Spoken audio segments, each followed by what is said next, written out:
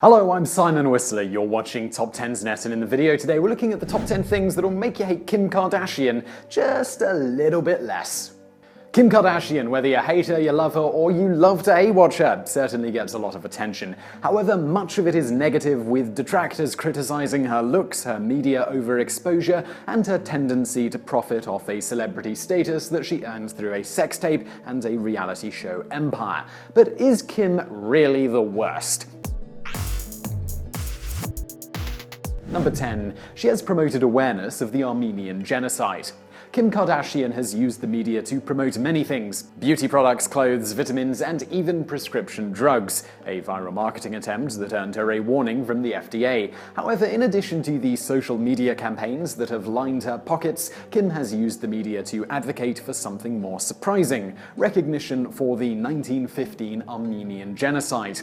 The United States, among other countries, does not recognize the deaths of 1.5 million Armenians after their expulsion from Turkey as a genocide, something the reality show star, who is of Armenian descent, has sought to change. In addition to posts on social media, Kim unsuccessfully campaigned for President Obama to refer to these deaths as genocide, saying that her efforts to bring attention to the issue stems from the fact that we have this spotlight to bring attention to it, so why would we just sit back? In 2015, the 100-year anniversary of the genocide, Kim, Kanye, North, and Khloe all traveled to Armenia, a trip that brought more attention to the cause as it was featured on an episode of Keeping Up with the Kardashians and included a visit to America's genocide memorial in Yerevan. Additionally, the star allowed her words to be used in a 2016 full-page ad in the New York Times, slamming the Wall Street Journal's decision to accept ads from those who deny the Armenian Genocide as totally morally irresponsible. Kim's attempts to bring attention to a largely forgotten chapter of history and the deaths of hundreds of thousands that occurred shows that she has a conscience and can use her command of social and offline media for important causes, in addition to highlighting the products that she hawks. Number 9. Her honesty reduced the stigma around fertility challenges. Kim Kardashian has in many ways been a poster child for TMI, publicly disclosing, among other things, her preferred sexual positions and her unfortunate tendency to pee all over her Spanx. However, in at least one case, Kim's willingness to open her life up to the public gaze has likely done some good: her openness about her fertility challenges. In the United States, 1 in 8 couples will experience struggles with infertility. Many suffer in silence because of the stigma surrounding the inability to have children. A recent survey of infertile couples showed that a majority hid their challenges from their friends and family. Silence around infertility has consequences: feelings of isolation and depression for affected couples, a lack of advocacy and funding for fertility-focused research and treatments, and a general lack of awareness of how common struggles with infertility are. Kim Kardashian has done her part to lift the veil around infertility, showcasing her struggles to get pregnant with her second child on Keeping Up with the Kardashians, as well as in media interviews. In discussing her decision to be transparent about the travails of infertility, Kim said, "I didn't know that I was going to be so open, but meeting people at my fertility doctor's office who are going through the same things I'm going through, I thought, why not share my story?" In this one instance, we're glad that Kim decided to share. Number 8. She regularly visits patients at a children's hospital. While Kim has previously commanded hefty appearance fees for showing up at clubs and reportedly once earned more than £400,000 for a couple of hours being a date to a Saudi prince, one place where she's repeatedly shown up for free shows that the reality star isn't just out to line her wallet. Over the years, Kim Kardashian has been a frequent visitor to the Children's Hospital of Los Angeles, CHLA, where she hangs out with sick kids. Kim started visiting CHLA in 2008 after a friend's child got sick. Since then, she has paid numerous visits to the patients there, sometimes bringing her sisters or husband Kanye with her.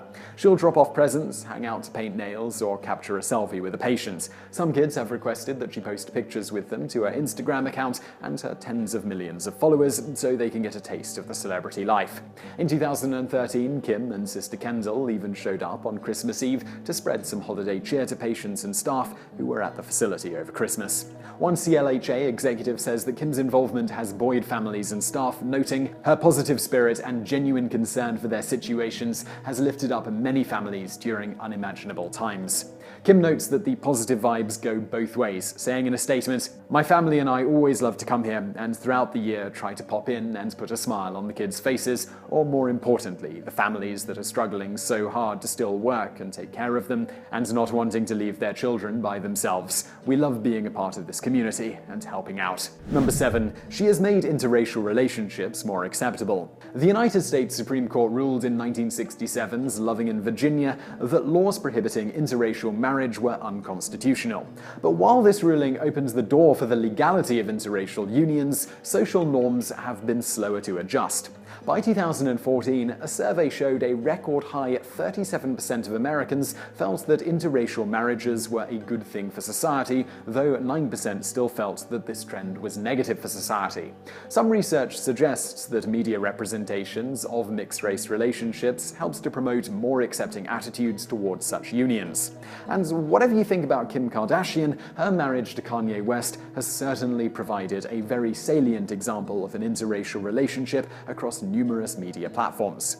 When Kim and Kanye graced the cover of the April 2014 issue of Vogue, Kim was quick to point out that the issue made history, stating, "There are a lot of firsts. Kanye's the first rapper to be on, I'm the first reality person to be on, we're the first interracial couple." So the next time you flinch at another story about the couple, take some solace in the fact that the duo's overexposure may be helping to promote more tolerance. Number 6. She's encouraged women to embrace their curves.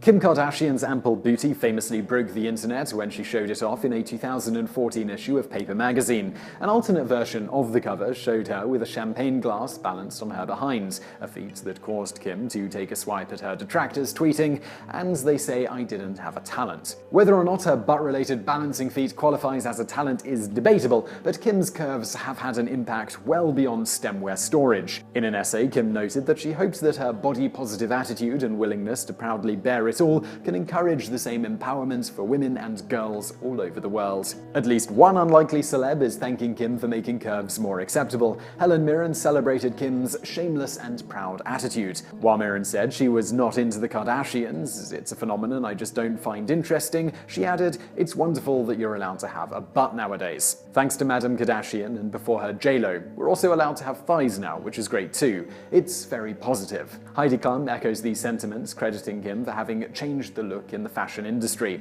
"Sounds like curvy women everywhere, and those who enjoy seeing curvy women owe Kim and her shapely figure a debt of gratitude." Number 5. She upped the pool of potential bone marrow donors. When Kim heard about Adam Creef, a friend of a friend who was seeking a bone marrow match to combat myelofibrosis, a rare form of blood cancer, she quickly took to Facebook and Twitter, encouraging fans to join the registry to see if they might be a match for the 31-year-old father of 3.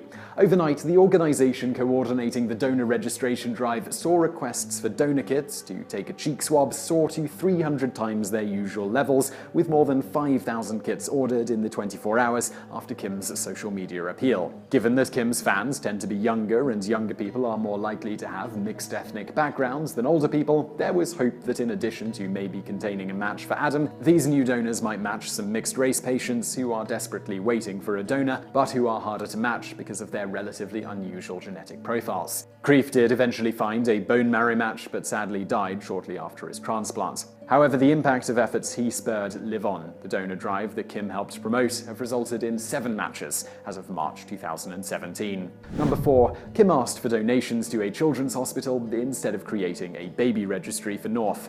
When Kim's sister Courtney created her baby registry in 2012, some were surprised at the mundane nature of her requests. No fur-lined slippers were to be found, instead just the standard repertoire of diaper pails and teething rings. When Kim gave birth to her daughter, Northwest, in 2013, she and Kanye took their registry to another level of pared-down practicality. Rather than requesting gifts, the parents-to-be asked friends, family, and fans to instead make gifts to the Anne and Robert H. Lurie Children's Hospital in Chicago, which is located near where Kanye grew up. The couple publicized their request after several fake registries surfaced online. The thankful hospital announced that any gifts received would be directed to the hospital's neonatal intensive care unit. Foregoing a registry didn't mean that Kim skipped to shower. Friends and family celebrated the impending arrival with a swanky garden brunch with attendees wearing floral crowns. Frankly, we think that asking for charitable donations instead of stuff is one trend Kim is linked to that deserves a crown. Number 3. She and Kanye gave 1,000 pairs of shoes to charity. Like many new mums, Kim Kardashian was flipping through the channels during some breastfeeding in the wee hours of the night. However, when Kim came across a show called Dish Nation, which was profiling the efforts of a teen girl to collect 2,000 pairs of shoes for Souls, a charitable organization that had helped the girl's family after Hurricane Katrina, she was able to support the efforts in a way most viewers were not. Kim promptly committed to donating 1,000 pairs of shoes on top of the 1,000 pairs the girl, Amelia Flores, had already collected. The 17-year-old was surprised and thrilled to wake up to the news of the shoe donation and said she was so grateful for the overwhelming response. A few weeks later, the shoes arrived at Souls, where organization president and CEO Buddy Teaster noted, "The quantity and quality of the Adidas and Kardashian collection donation from Kanye and Kim Kardashian West is really extraordinary. These shoes are going to make a real difference, and we're grateful for the awareness that came from Kim's post and the commitment both of them have shown for helping men, women, and children in need." Number 2. She's nice to the staff. Yes, everyone should be kind to their employers, but as many tabloid articles and tell-all books can attest, celebs are often terrible bosses. When the Kardashian family's nanny and housekeeper spilled the beans, some members of the famous family definitely fit that mold. The ex-nanny portrayed Kris Jenner as a demanding control freak who once swore at her for forgetting to purchase broccoli, but noted that Kim was always sweet and friendly. The ex-housekeeper blasted Kourtney as by far the most rude and unappreciative member of the family, and noted Scott Disick was constantly drunk. But other than mentioning that Kim left a trail of makeup and discarded clothes in her wake, the housekeeper had kind words about Kim, who she described as humble and down-to-earth. The housekeeper noted that she would often chat with the staff and was generous, surprising a staff member with the gift of a computer at Christmas. While it does sound like some members set the bar for the family awfully low, Kim wins points for her relatively kind behavior towards others, even when the cameras were off. Number 1. Her enthusiasm for spray tanning could save lives. In the US, skin cancer is on the rise, with some experts blaming tanning beds for increasing rates of melanoma. So what does this have to do with Kim Kardashian? Well, Kim generally sports an even bronze glow, but she's been pretty honest about the fact that her tanorexic complexion often comes from a bottle. At one point, she posted naked pictures of herself during a midnight spray tanning session.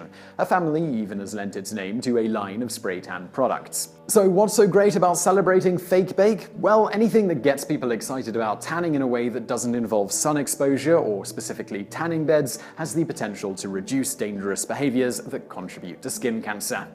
So I really hope you liked that video. If you did, please do hit that thumbs up button below, and don't forget to subscribe if you haven't already for brand new videos just like this every day of the week. Also, over there on the right, a couple of other videos that you might enjoy if you enjoyed this one, and thank you for watching.